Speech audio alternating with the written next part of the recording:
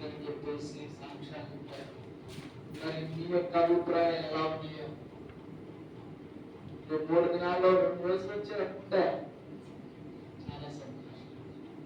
దేవుని ప్రోగ్రాంలు దీవించబడ్డారు. అలాగే ఈ యొక్క నెలలో 29వ తారీఖు మేము ఢిల్లీకి వెళ్ళాల్సి, అంటే కేవలం ఇంకా 9 రోజుల మాత్రమే ఉంది. అక్కడ దాదాపుగా వారం నుంచి 10 రోజులు ఉండడం జరుగుతుంది. తిరిగి నవంబర్ 5, 6 తారీఖులో వస్తాం. కాబట్టి మరలా మనకు వారం ఉంటుంది. ప్రార్థనలో ప్రయాణాల గురించి జ్ఞాపకం చేసుకుని వెళ్ళవచ్చు. ప్రార్థనలో సాధకుల యొక్క ప్రయాణాల నిమిత్తమైంది వ్యక్తిగత ప్రార్థనలో జ్ఞాపకం చేసుకోండి. ఫస్ట్ సండే నవంబర్ 1వ ఆదివారంలో మనకు నల్లారాధన ఉండదు. 2వ వారంలో ఉంటుంది. 1వ వారం మనకి ఏముండదు. 2వ తారీఖు 3వ తారీఖు నవంబర్ 3వ తారీఖున మనకు ఆదివారం నల్లారాధన ఉండదు. 2వ వారంలో మీరు ఎన్నో వస్తుంది మనకు 10వ తారీఖు మనకు బల్లారాధన. కారణం ఏమిటి అంటే 3వ తారీఖు నవంబర్ 3వ తారీఖు ఆరుకులలో బల్లారాధన జరుగుతుంది. ఇక్కడ బల్లారాధన నేను కాదు కాబట్టి నేను ఉండట్లేదుగా మరి దేవుడు నాకు అనిపించిన సంగతి దేవుడితో కనుక 2వ వారంలో నేను వచ్చిన తర్వాత మీకు అండి. 1వ వారంలో పాస్టర్ గారు వస్తారు. 3వ తారీఖు పాస్టర్ గారు వస్తారు. వాక్య పరిచయం చేస్తారు. ఆదివారం వాక్య పరిచయం జరుగుతుంది. అంటే ముఖ్యంగా బల్లారాధన మాత్రం నవంబర్ 2వ వారంలో జరుగుతుంది. ఈ విషయాన్ని గమనించండి. అలాగే మా ప్రయాణం గురించి ప్రార్థించండి. కేవలం 9 రోజులు మాత్రమే తెలియజేస్తున్నారు. మరలా తిరిగి వచ్చే వారం కూడా నేను మీకు జ్ఞాపకం చేస్తాను. నాతో పాటుగా మరి సిద్ధపాటకి మన సహోదరుడు నా ఫుడ్ పరిస్థితి ఏంటండి, నేనేం తినాలి వచ్చి నేనేం తినాలంటున్నాను. నేనేమో మనం తీసుకువెళ్ళేది చూస్తాను సార్, నాతో పాటుగా చూస్తాను. పరిస్థితుల పరిణామాలన్నీ చూస్తాను. ఎందుకంటే రానులో 20% ఎలా ఉండాలి, బ్యాగులో పెంచుకుంటే సరిపోదు. ఎన్ని కష్టాలు ఉంటారో తెలుస్తూ కనుక ముందుగానే నేను దానికి సిద్ధపరుస్తున్నాను. చూస్తాను. టికెట్స్ కూడా బుక్ చేస్తాను. దాదాపు అప్లై కావడం ఒక 4,000 ఖర్చు అవుతుంది. 4,000 ఇచ్చేసాను. కూడా నేను దేవుడిస్తాను.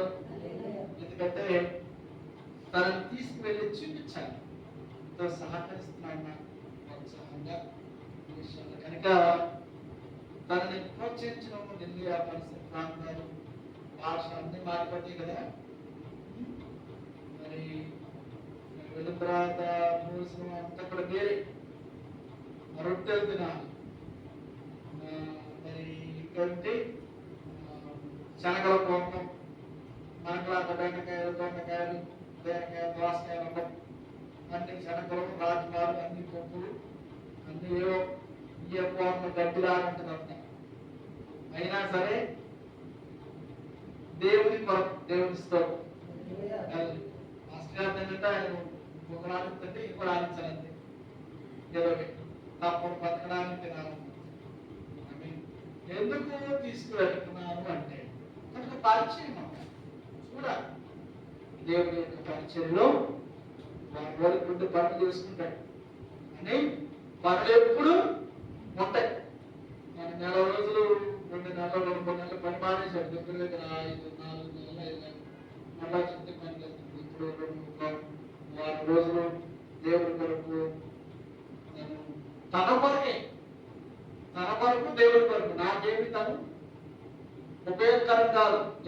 ఉపయోగకరం, దేవునికి ఉపయోగకరంగా ఉండాలి. దేవుని స్తోత్రం. ఉపయోగకరంగా ఉండాలి. రిజర్వేషన్ చేశారు. ఇంకా మనకు కూడా ప్రార్థన చేయండి. మళ్ళీ పడుకో. దేవుని స్తోత్రం. భోజనం అన్ని కూడా వీక్ గా ఉంటాడు, బలహీనంగా ఉంటారు కాబట్టి ఏదైనా సరే బలహీనత అందుకోకుండా చక్కగా ఆరోగ్యం జ్ఞాపకం చేసుకుని మా ప్రయాణాల కొరకు కొద్ది నిమిషాలు దేవుడు వాక్యాన్ని మనం జ్ఞాపకం చేసుకుంటాం. ఏకీభవించండి. వాక్య పరిచయం ఈ యొక్క ప్రత్యేకమైనటువంటి చక్కటి పునరుద్ధానమైన దేవుడి వాక్యాన్ని మనం జ్ఞాపకం చేసుకుంటాం. ప్రతి ఒక్కరికి కూడా మనిషి బ్రతకడానికి, జీవాలు బ్రతకడానికి ప్రాముఖ్యమైనటువంటి కొన్ని వనరులు కావాలి. ఆ వనరులు ఈ సూర్యుని యొక్క కుటుంబంలో ఉన్నటువంటి గ్రహాలలో ఆ వనరులు భూమి మీద తప్ప మరి ఏ గ్రహములోనూ లేవని చెప్పాలి. ఖచ్చితంగా దేవుడు భూమిని మనుషునికి, జీవరాశులకు జీవించడానికి, బ్రతకడానికి అనువైన రీతిలో సృష్టించాడు. ఈ సృష్టిలో ప్రతి జీవి బ్రతకడానికి కావలసినటువంటి ఆహారం, గాలి, వెలుతురు అన్ని పుష్కలంగా ప్రభు ఏర్పాటు చేస్తాడు. మనిషి బ్రతకడానికి మొదలుగా గాలి కావాలి, ఆక్సిజన్ కావాలి. ఈ ఊపిరి పీల్చుతూ వదలడానికి ప్రాణవాయువు ఎంతో అవసరం. ప్రాణవాయువు లేకపోతే మనిషి బ్రతకలేదు. నీ ముందు పంచపక్ష పరమాణువులు పెట్టినా ఊపిరి పీల్చేటటువంటి ఓపిక లేకపోతే నువ్వు తినగలవా? నువ్వే చచ్చిపోతుంది. ఇవన్నీ నాకెందుకు రా. కానీ ప్రాణవాయువు కావాలి. మనిషికి ఊపిరి ఎంతో అవసరం.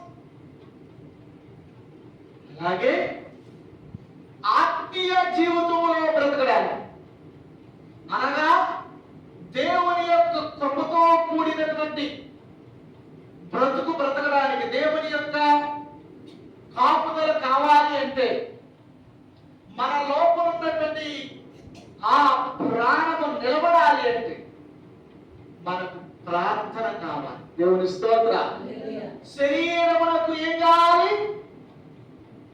గాలి కావాలి.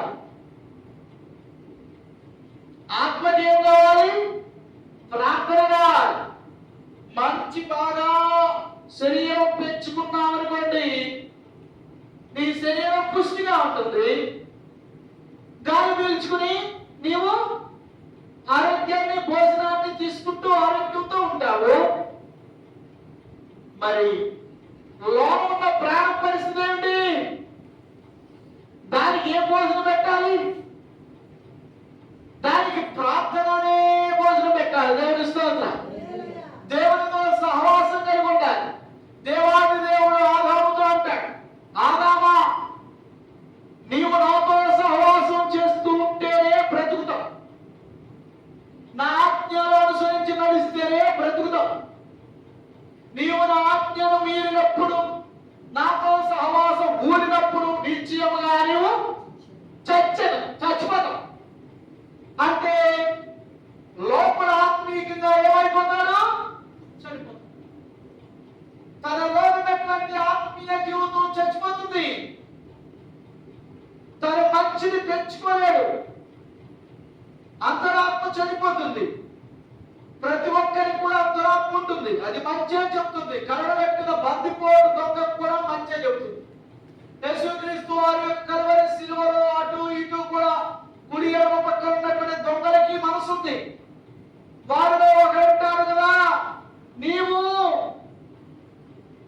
లోకమును రక్షించడానికి వచ్చినటువంటి లోకరక్షకుడు కదా, నిన్ను నువ్వు రక్షించుకుని మమ్మల్ని కూడా రక్షించు అన్నటువంటి మాటలకు ఇదిగో ఎడమ పక్కన ఉన్నటువంటి దొంగ గద్దిస్తూ కుడి పక్కన దొంగ అంటున్నాడు, ఓయ్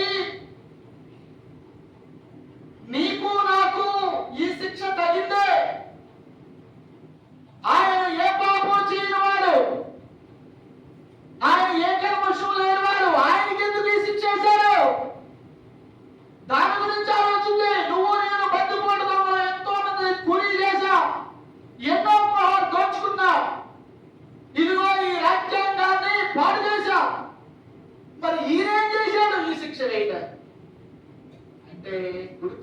దొంగలో ఏముంది? మనస్సాక్షి ఉంది, అంతరాత్మ ఉంది. కరుడుగట్టిన బందిపోటు దొంగలకు కూడా ఉంటుంది. ఏది మంచో ఏది చెడో గ్రహించే మనసు, కానీ వారు ఏం చేస్తారు? దాన్ని చంపేస్తారు. లోపల అంతరాత్మ మనస్సాక్షిని నిజమును బోధించేటటువంటి ఆత్మను చంపేస్తారు. దేవాది దేవుడు అంటాడు, ఆదాముతో ఆదాముతో ఆదామా, నీవు ఆ పండు తిన్న దినము నిశ్చయంగా నీలో ఉన్నటువంటి మంచిని చంపిస్తావు. గమనించండి, దేవునితో మనం ఉన్నప్పుడు మనకు ఆత్మీయ ఊపిరి అందుతుంది, ఆత్మలో బలపడతాం, ప్రాణవాయువు పెరుగుతుంది. అందుకనే ప్రభు వారు అంటారు, ఒక్క దినము గడుపున 1000 దినముల కంటే శ్రేష్టం దేవుని సన్నిధిలో. దేవుని స్తోత్రం. నీవు శ్రేష్టమైన దాన్ని పొందుకున్న దాని వారముగా అవుతావు. ప్రార్థన అంటే ఊపిరి పీల్చుకోవడం, ప్రార్థన అంటే ఆత్మీయ ఊపిరి, ఆత్మీయ ఆరోగ్యాన్ని సంపాదించుకోవడం, అంతరంగిక పురుషుడిని బలపరుచుకోవడం, లోన ప్రాణాన్ని బలపరుచుకోవడం. కొంతమంది శరీరం బలంగా ఉంటుంది, ఆత్మ చాలా వీక్ గా ఉంటుంది. అది వెళ్ళిపోతాడు, నేను మీరు వీడు బాగా తిని శరీరాన్ని పెంచుకుంటాడే కానీ లోన ఆత్మ ఏమైపోతుంది? పేరుగా బలహీనం పడుతుంది. ఎప్పుడు ఇన్ని విడిచిపెట్టిపోదామా? గమనిస్తారా? లోన ఉన్నటువంటి ఆత్మను బలంగా ఉంచుకోవాలి అంటే దేవునితో సహవాసం కలుగుతారు. ఆత్మను పెట్టినటువంటి ఆత్మ దీపాన్ని వెలిగించిన దేవునితో సహవాసం చేస్తూ ఉండాలి, దేవుని సన్నిధిలో ఉండాలి, దేవుని సన్నిధిలో ప్రార్థన చేస్తూ ఉండాలి. ఇదిగో ఆత్మలో నీవు ఎల్లప్పుడూ ప్రభువును నిలబెట్టు, కట్టు బలపరచని నీవు ప్రార్థనలో ఆయనతో సమయాన్ని వెచ్చిస్తూ ఉండాలి. దేవుని స్తోత్రం. నీ ప్రాణములు పెట్టిన వాడు దేవుడు కనుక దేవునికి సమయాన్ని ఇవ్వాలి, సహవాసంలో ఉండాలి, భక్తి జీవితాన్ని అలవర్చుకోవాలి. కొరింథీయులకు రాసినటువంటి మొదటి పత్రిక 10వ అధ్యాయము 12-13 వచనాల్లో మనం చదివితే, ఇదిగో అనేక మార్లు మనకి వస్తున్నటువంటి సమస్యల ఇబ్బందులను బట్టి మనము కృషించిపోతాం, కృంగిపోతాం, మానసికంగా నలిగిపోతాం, వేదన పడతా ఉంటాం. ఈ సమస్య నుంచి బయటకు రానుకుంటాం. మనం బాగున్నాం, చక్కగా ఉన్నామని అనుకునేటటువంటి సమయంలో మనకేదో ఒక చిక్కు వచ్చి పడుతుంది, ఏదో ఒక ఇబ్బంది వచ్చి పడుతుంది. ఈ చిక్కు ఇబ్బందుల నుంచి బయటకు రాలేక సతమతం ఆడిపోతా ఉంటాం. నేను ఎలాంటి సమస్యల్లో ఉన్నా దేవునికి దగ్గరగా ఉంటే పరిష్కారం లేదా దేవుడికి చేస్తుంది. ఆమేన్, హల్లెలూయా. ఎలాంటి సమస్యల్లో ఉన్నప్పుడు కూడా దేవుని బిడ్డలు పరిష్కారం అనేది వెతుక్కుంటా వచ్చేస్తుంది. ఎలాంటి సమస్యల్లో, ఎలాంటి ఇబ్బందుల్లో ఉన్న దేవుని నామానికి మహిమ కలుగును గాక. హల్లెలూయా. ఇదేంటిది? ఇదేంటిది? తాళం కప్ప. ఇదేమంటారు? తాళం కప్ప అంట కదా. ఈ తాళం కప్పని సృష్టించిన వాడు దేని కూడా సృష్టించాడు? తాళపు చెవిని కూడా సృష్టించాడు. గమనిస్తున్నారా? తాళపు కప్పను సృష్టించినటువంటి, తాళపు కప్పను తయారు చేసినటువంటి వాడు తాళపు చేతులు కూడా సృష్టించాడు. ఎందుకో? ఇది సమస్య. ఇదేమిటి? సమస్య. అంతే కదా. నీకు కూడా సమస్యే, దొంగోడికి సమస్య, అందరికీ సమస్య. దొంగోడు కోసుకోవడానికి వస్తే సమస్య ఉంటుంది. ఎందుకు? ఏంటి సమస్య అని వీళ్ళు తాగేసిపోయే ఎట్టా ఇప్పుడు అంటారు. ఓ పెద్ద తాకి ఎంత తాళం ఉంటుంది సమస్య. నువ్వు కూడా తాళం మర్చిపోయి ఇంటికి వచ్చేవారితో అమ్మో తాళం వేసింది ఎట్టా, ఇప్పుడు ఎట్టెళ్ళాలి సమస్య కదా. ఈ తాళం పెద్ద సమస్యగా ఉంది. దీన్ని నువ్వు సార్ట్ అవుట్ చేయాలి, పరిష్కారం చేయాలి. దీన్ని తయారు చేసిన వాళ్ళు దీన్ని కూడా తయారు చేశారు. ఇదేమిటి? ఇది సమస్య, ఇది పరిష్కారం. దేవుని స్తోత్రం. హల్లెలూయా. ఇది సమస్య, ఇది పరిష్కారం. హల్లెలూయా. నీకు అనేక సమస్యలు పెడతాడు సాతానుడు. ఎక్కడికి వెళ్ళినా మూసేస్తాడు. అబ్బో అన్ని దారులు మూసేసి ఏ దారికి వెళ్ళినా సరే, ఎడిపోయినా సరే, ఎవరు సహాయం చేసేవాళ్ళు లేరు, అందరూ తరపు మూసేస్తున్నారు. ఎక్కడికి వెళ్ళినా చేయి తడపట్లేదు, ఎక్కడికి వెళ్ళినా సహాయం చేసేవాళ్ళు లేరు. ఎవరిని అడిగినా లేవు అంటున్నారు, ఎవరిని అడిగినా నాకు చేయవద్దు ఇవ్వట్లేదు. అన్ని సమస్యలే, చుట్టూ సమస్యలే. ఎవరయ్యా నాకు సహాయం అంటా ఉంటారు. అన్ని తాళం చేతులే, అన్ని తాళం కప్పలే, ఎటెళ్ళినా సమస్యలే. నీకు ఇప్పుడు ఏం కావాలి? తాళపు. దేవుని స్తోత్రం, హల్లెలూయా. ఇదిగో ఈ తాళం చెయ్యే ప్రార్థన. ఆమేన్. ఎలాంటి పెద్ద పెద్ద తాటికాయ తాళపు చేతులు వేసేసి తాళం కప్పలేసేసిన ప్రతి సమస్యకు పరిష్కారం ఏమిటి? ప్రార్థన. ప్రేయర్ కి. దేవుని స్తోత్రం, hallelujah. Prayer is the key. ప్రార్థన అంటే తాళపు చెయ్యి, ఇది ఊపిరి. గమనించండి, ఎక్కడికి వెళ్ళినా మనకు కావాల్సింది ఏంటి? ఏంటి కావాలి? మనం బతకడానికి ఏం కావాలి? ఎక్కడికి వెళ్ళినా కావాల్సింది ఏంటి? గాలి కావాలి, అంతేనా? ఏం కావాలి? గాలి కావాలి కదా. మాస్టర్స్ మీటింగ్ అరేంజ్ చేశారు. అందరూ కుర్చీల్లో కూర్చున్నారు. కొంచెము బాగా శరీర సౌష్ఠం ఉన్నటువంటి సేవకుడు ఆ మూల కూర్చున్నాడు. ఇటు కూడా అక్కడ చేరేసే మూల కూర్చున్నాడు. ఒక లైన్, 2 లైన్లు, 3 లైన్లు పెరిగేటప్పటికి ఆ మూల కూర్చున్న ఆయన కాలేత ఇక్కడ కూర్చున్నాడు. మూల కుర్చీ వేసి ఇటు వారు కుర్చీ, ఇటు కుర్చీ, ఇటు కుర్చీ, ఇటు కుర్చీ, ఇది కూడా అంటాడు. ఏమన్నట్లా? కొంచెం ఏమో ఈ గోడ ఇటు తొక్కేస్తుంది, ఈ గోడ ఇటు తొక్కేస్తుంది, ఈ చెయ్యలు ఇటు చెయ్యలు రామరా బాబాయ్ నేను లేచిపోయి వెళ్ళిపోతాను అన్నాడు. నేను ఎవరే కూర్చోండి అన్న.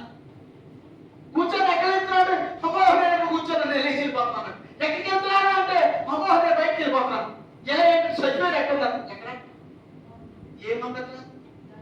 నేను వెళ్ళిపోతాను. అయ్యో చికెన్ కర్రీ చేసా, చేపల కూర చేసా, మంచి బిర్యానీ చేసా, భోజనాలు పెడతాను మీకు, భోజనం తిరిగి అమ్మో భోజనం కంటే ఎక్కువ ఏం కావాలి వీరికి? ఊపిరి పీల్చడానికి. ఊరి నాయన గాలి ఆడుతున్నాడు, సరిపోయినట్టున్నది. అంటే మనిషికి కావాల్సింది ముఖ్యంగా గాలి కావాలి. దేవుని స్తోత్రం, హల్లెలూయా. అది లేకపోతే వీటికి వస్తాను నేను. మనం అడగం, కావాల్సింది అడగం. ఏం కావాలి ముఖ్యంగా? ఊపిరి, గాలి కావాలి. మంచి గాలి పీల్చుకునే స్థితి కావాలి. చాలా సార్లు కొన్ని ఇళ్ళకి వెళ్తారు. వెళ్తే దీనికి గాలి ఆడు, దేనికి? ఫోన్కి గాలి ఆడు. ఈ ఫోన్ గాలాడక ఇక్కడ ఆడుతుందా, ఇక్కడ ఆడుతుందా, మా ఇంట్లో ఫోన్లు గాలి ఆడదండి అంటారు. అంటే ఫోన్లు గాలి ఆడిపోతే ఫోన్లు ఏమైపోయినట్టు? చచ్చిపోయినట్టే కదంటే. ఫోన్ పలకదు, వరకదో పలకదు. ఫోన్ ఏమి వరకదో పలకదు. ఫోన్ రావు, ఫోన్లో ఏం చూడాలన్నా కాబట్టి కారణం ఏమిటి? దీనికి ఏం ఆడలేదు, గాలి ఆడుతున్నప్పుడు నేను చెప్తానండి ఎక్కడ ఆడుతున్నా గాలి, కిటికీల్లో, ఈ కిటికీలో, ఆ కిటికీలో, ఆ బొమ్మ దగ్గర పెడతాను. ఏం ఆడాలి దీనికని? నెట్వర్క్ అందాలని, గాలి ఆడాలని. గమనిస్తున్నారా? శోధన సమస్య నుంచి మనకు బయటకు రావడానికి మనకు దేవుని సన్నిధిలో ప్రార్థన అనేటటువంటి ఊపిరి ఉండాలి. దేవుని స్తోత్రం. మనిషి బతకడానికి ఎలా ఊపిరి కావాలో లోన ఉన్న ఆత్మ బతకడానికి ఊపిరి కావాలి. సాధారణంగా మనుషులకు కలుగు శోధన తప్ప మరి ఏది ఎంత మాత్రం మీకు కలగదు. దేవుడు నమ్మదగిన వాడు. మీరు సహింపగలిగినంత కంటే ఎక్కువగా ఆయన మిమ్మల్ని శోధించడు. అంతేకాదు సహింపగలుగుటకు ఆయన మీకు శోధనతో తప్ప శోధనలోని తప్పించుకునే మార్గాన్ని కూడా శోధన నుంచి తప్పించుకునే మార్గం ఏమిటి? ఇది శోధన, ఇది శోధన. తప్పించుకునే మార్గం ఇది. దేవుని స్తోత్రం. దాన్ని కూడా మీకు దయచేస్తారట. ఆమేన్, హల్లెలూయా. కనుక ప్రతి సమస్యకు పరిష్కారం ప్రార్థన. ఏ సమస్య అయినా సరే నువ్వు ప్రార్థనతో దాన్ని తీర్చేసుకోవచ్చు. దేవుని స్తోత్రం. ఎలాంటి సమస్య అయినా సరే ప్రార్థనతో ఏం చేయొచ్చు? దాన్ని తీసేయచ్చు, తొలగించవచ్చు. ప్రార్థన తాళం చేతి నీ దగ్గర ఉండాలి. లేఖన భాగంలో మనం చదువుతాము. ఆ యొక్క యోహాను సువార్త 16వ అధ్యాయంలో మనం చదువుతాం.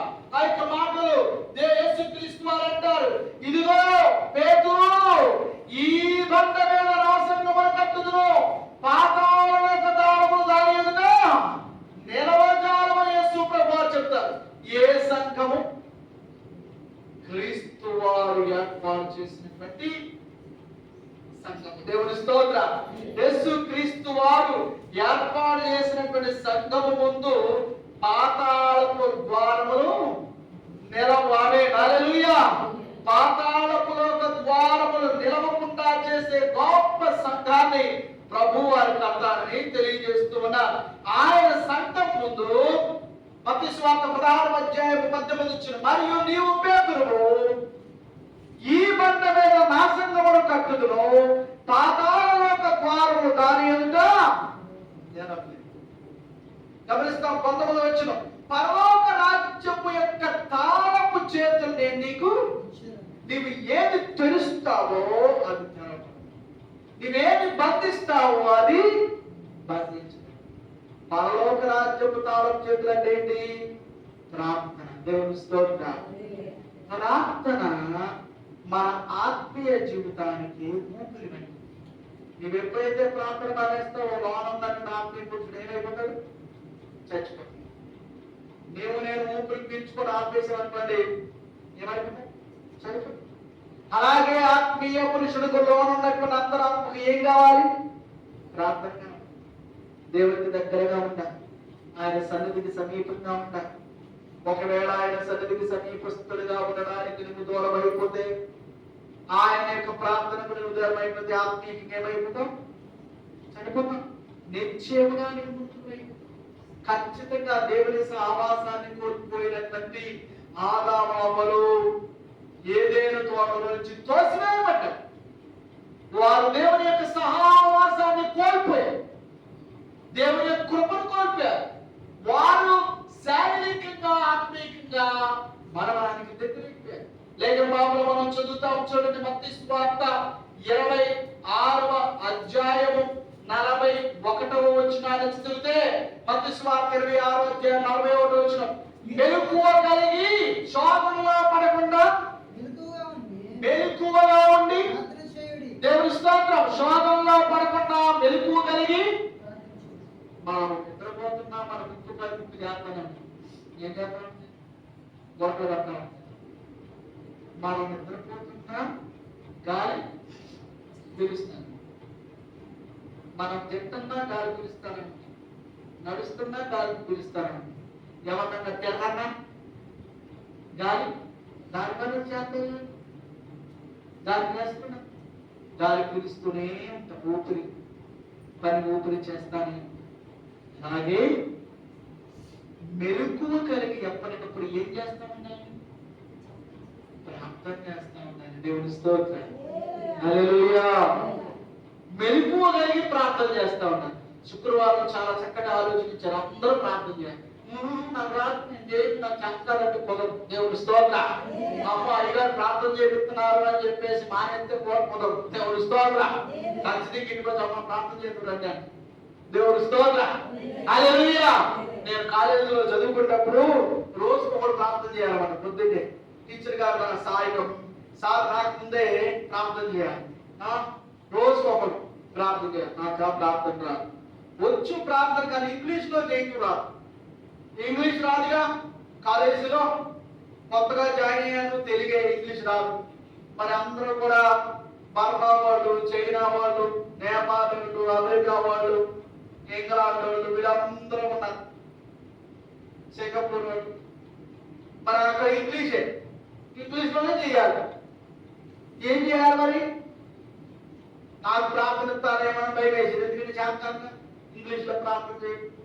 ఏం చేశానంటే ప్రార్థన ఇస్తారేమని చెప్పేసి నేను ప్రార్థన రాయించుకున్నా. పేపర్ మీద ఇంగ్లీష్ పేపర్ మీద రాయించుకున్నా, చదువుకుంటా ఉండేవాడు. Dear Lord, Heavenly Father, I have thanked you so much, Lord, అని చెప్పేసి ఆ పేపర్ రాయించుకో చదువుతా వ్యక్తి పడతా ఉండేవాడు. దేన్ని? ప్రార్థన చేయాలి. యేసుక్రీస్తు వారి శిష్యులు అడిగారు, మాకు కూడా నేర్పు. ఏం నేర్పు? ప్రార్థన నేర్పు. ఆత్మీయ ఊపిరి పీల్చడం ఎట్టగో నేర్పు. చిన్న పిల్లలకు కొంతమందికి ఊపిరి పీల్చడం రాదు. వాళ్ళకి ఏం చేస్తారు? ఆక్సిజన్ పెడతారు. ఆక్సిజన్ పెట్టి గాలి పుష్ చేస్తూ ఉంటే మనం పీల్చుకోవడానికి ముక్కులోని యొక్క రంధ్రాలు తెరుచుకుంటాయి. నీవు నేను ప్రార్థన చేయడం నేర్చుకోవాలి. దేవుని స్తోత్రం. తెచ్చి ప్రభు అని అడగడం నేర్చుకోవాలి. చిన్న చిన్న పిల్లలు చిన్న చిన్న మాటలు మాట్లాడితే ఎంత ముద్దుగా ఉంటే నీవు ప్రార్థన చేయడం నేర్చుకుని ప్రార్థన చేస్తా ఉంటే దేవుడు సంతోషిస్తాడు. దేవుని స్తోత్రం. హల్లెలూయా. మెలకువగా ప్రార్థన చేయాలి. ఎలాగా?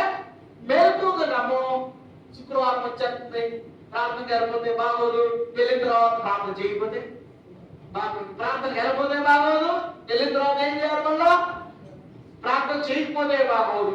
కనుక ప్రార్థనకి వెళ్ళాలి, అక్కడికి వెళ్ళి ఏం చేయాలి మళ్ళా? కాబట్టి నేను ముందుగానే మెలకువగా ఏం చేస్తా ఉండాలి?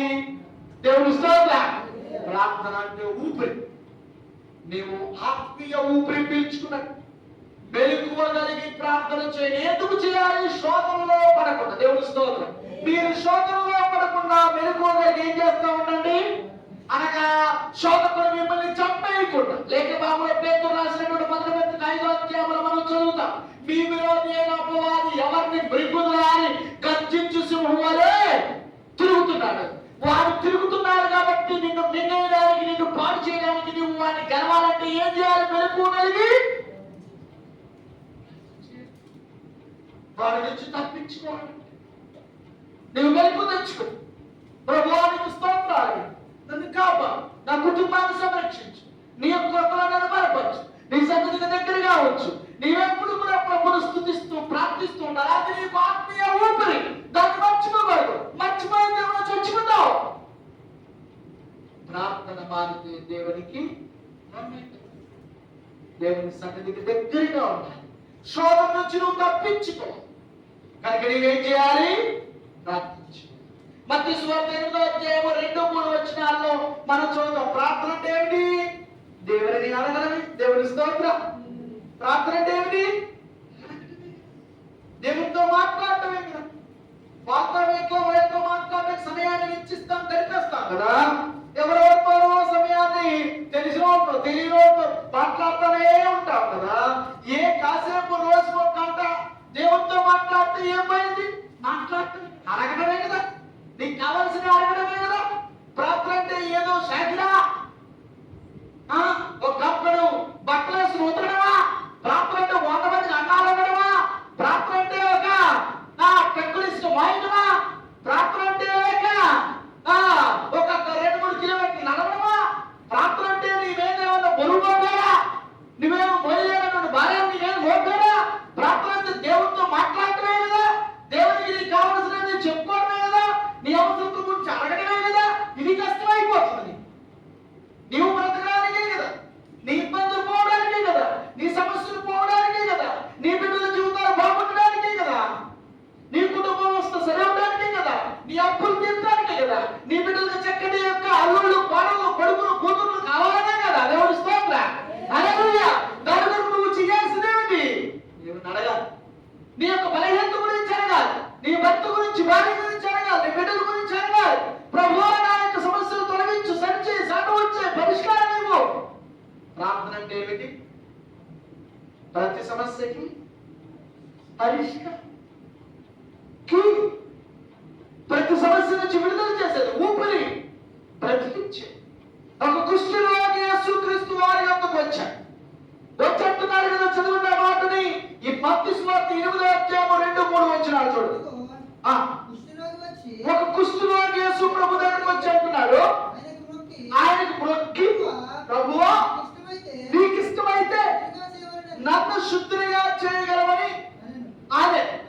అందుకు యేసు ప్రభువా చేయి చాపి ఆయన ముట్టి, నాకు ఇష్టమే, నువ్వు శుద్ధుడి కమ్మని చెప్పగా ఆ అర్థంలో తక్షణమే వారి కుష్ఠరోగము శుద్ధి అయిపోయింది. దేవుని స్తోత్రం. హల్లెలూయా.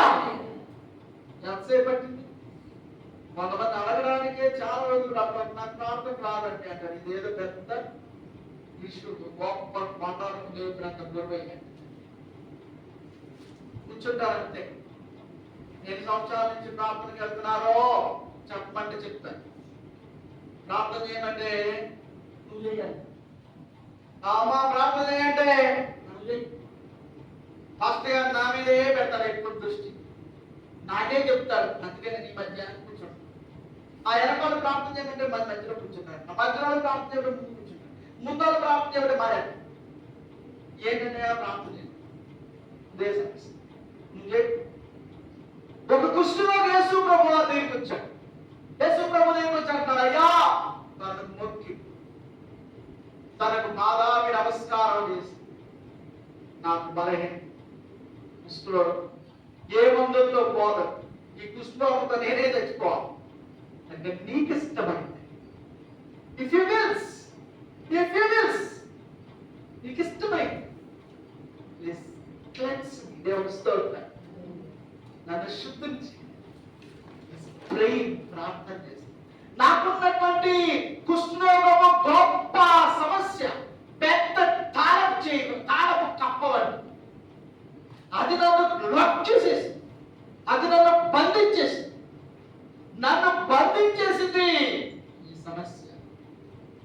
నీకు ఇష్టమైతే నన్ను విడిపించి, నీకు ఇష్టమైతే నన్ను శుద్ధించి, నన్ను వాంచి దేవుని స్తోత్రం. ప్రభావం ఏమంటున్నా, నీ వాదేవరో వాడు, నీ కుష్ఠరోగంతో నువ్వు చావు అని వదిలిపెట్టే, నాకు ఇష్టమే, నీవు స్వస్థపడవు, ఆరోగ్యస్తుడు కావాలి, నీవు మంచిగా ఉండడం నాకు ఇష్టం, శుద్ధుడు అయిపో. దేవుని స్తోత్రం. హల్లెలూయా. తక్షణమే వారి కుష్ఠు వారిని విడిచి పోయారు. దేవుని స్తోత్రం. హల్లెలూయా. ఏదో తేనె పట్టు మీద రాయి వేసుకుంటే ఏగలు ఎగిరిపోయినట్టుగా వారి పట్టినట్టుగా కుష్ఠరోగం దెయ్యం ఎగిరిపోయింది. దేవుని స్తోత్రం. హల్లెలూయా.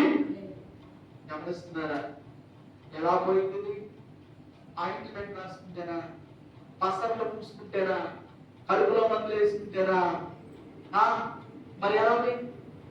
ప్రార్థన చేస్తే, దేవుని స్తోత్రం, ప్రభువు అని అడిగితే, మనకి ఎన్నో కావాలి, ఎక్కడెక్కడో పరిగెత్తుతాం, కానీ మోకాళ్ళు వేసి దేవుడిని ప్రార్థన చేయడం మాత్రం చేత, అడగడం చేత కాదు. నువ్వు అడగకే నేర్చించిపోయావు, అలా ఉండిపోయావు. ప్రతి ఒక్కరు కూడా, అయ్యా నా కుమారుల జీవితాలు కట్టేది, నా బిడ్డల జీవితాలు బాగు చేయి, దయవంచి కనికరించి నువ్వు చేసేవారికి వదిలిపెట్టు. దేవుని స్తోత్రం. నువ్వు నాకు సహాయం చేసేవారికి నేను ప్రార్థన చేస్తానే ఉంటా, యథార్థంగా నిజంగా. ఆమె మెలకువగా ప్రార్థన ఆత్మీయ జీవితం ఊపిరి. దేవుని స్తోత్రం. ప్రార్థన ద్వారా మనం బ్రతుకుతాం, మనం నిలబడతాం, మనము బ్రతికి పట్టుకట్టగలుగుతాం, మనము బాగుంటాం. నీరు చేపకు ఎంతో అవసరం. చేప బయట తీసుకొచ్చి గట్టి మీద పడేసి మేత పెట్టండి, తిను, బంగారు లాంటి పిల్లట్లు పెట్టా, నీకు తౌడేసా, ఎర్రలేసా, తిను అంటే, ఓరి పిచ్చోడా, నన్ను బయటకు తీసుకొచ్చి మేత పెడితే నేను ఉంటానా? చచ్చిపోతాను, ఎంత మేత పెట్టినా ఏమో రా, నాకు కావాల్సింది ఏంటి? నీళ్ళు. చేపకు నీళ్ళెంత అవసరమో, చేపకు నీళ్ళెంత అవసరమో, దేవుని నమ్మిన వారికి ప్రార్థన అంతా. ఆమేన్. హల్లెలూయా. కొంతమంది వారమంతా వారు ఏంటో పోయి వారం పీల్చుకున్నారు సార్లే అన్నట్టు. నిన్న పీల్చుకున్నావు కానీ ఈరోజు కానీ కుట్టేసుకో, నిన్న విన్నాము ఈరోజు కుట్టేసుకో కాదు కదా. నెలప్పుడు ప్రార్థనలో మనం దేవుడి దగ్గరగా ఉంటాం. ప్రతి పరిస్థితి నుంచి కూడా నిన్ను సంరక్షించుకో. నీకు ప్రార్థన అనేది ఆయుష్ను పెంచుతుంది, ఆరోగ్యాన్ని పెంచుతుంది, నిన్ను బ్రతికిస్తుంది. ఇసిగియా మన వైపు తిరిగి ప్రార్థన చేశాను, చచ్చిపోయే ఇసిగి ఏమయ్యాడు? ప్రార్థన ద్వారా బ్రతికాడు. దేవుడు స్తోత్రం. 17 సంవత్సరాలు ఆయుష్. హల్లెలూయా. ఇంకా ప్రార్థన చేసినా కావాలంటే ఇంకొక 15 సంవత్సరాలు ఇస్తాడేమో దేవుడు. ప్రార్థన ఆయుష్ పెంచుతూ ఆరోగ్యాన్ని పెంచుతూ ప్రార్థనకు దగ్గరగా ఉన్నాడు. ఎలాంటి సమస్య అయినా పరిష్కారం ఏమిటి? ప్రార్థన. దేవుని స్తోత్రం. ఎలాంటి ఎంత పెద్ద తాళపు కప్పైనా దానికి తగ్గట్టు ఏం కావాలి? తాళము చేతికి అందుబాటు కదా. అలాగే ఎలాంటి పెద్ద సమస్య అయినా ప్రార్థనతో దాన్ని పరిష్కరించవచ్చు. కనుక ప్రార్థనలో బలంగా ఉన్నాం. ప్రభు ఈ మాట దీవించుగాక. ఆమేన్. ప్రతి ఒక్కరు తల ఉంచుతారు. మనలో మనం